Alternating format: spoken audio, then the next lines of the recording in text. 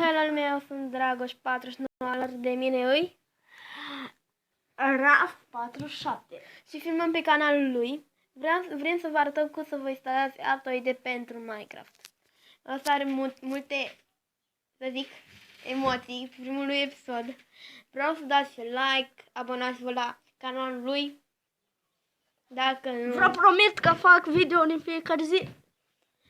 Nu vă promisiuni din astea, că am făcut și eu și nu am timp, că n-am timp. Ziceam că am timp, dar Bine, n-am uneori. timp.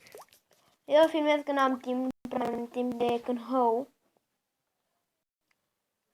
Apropo, copii, că am curat de vacanța de vară. Care nu fac să plec într-o zi. Dar acum mergem.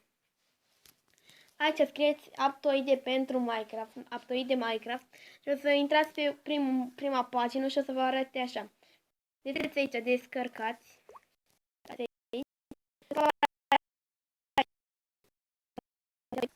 Pentru Minecraft.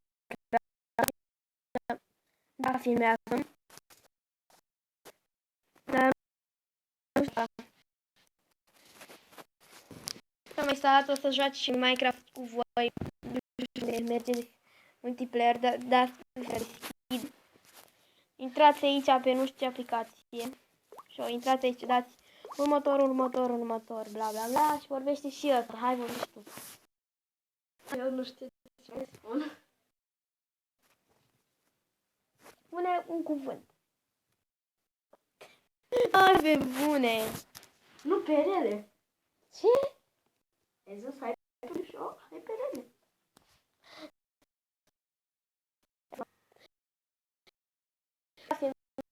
O prizem Samsung.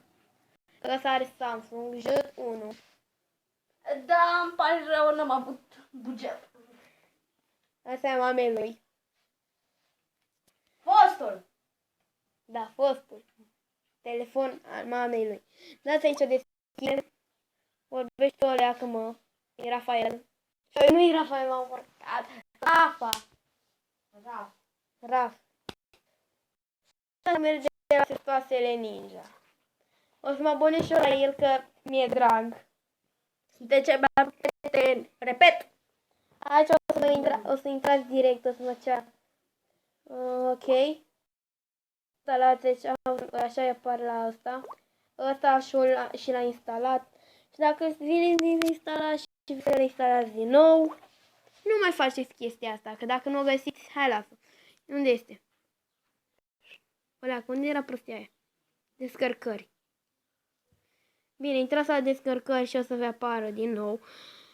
Eu am fost Dragoș 49 și ăsta a fost Raf 47.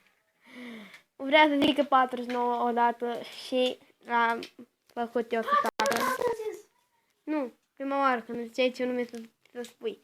Bine, vă zicem la revedere.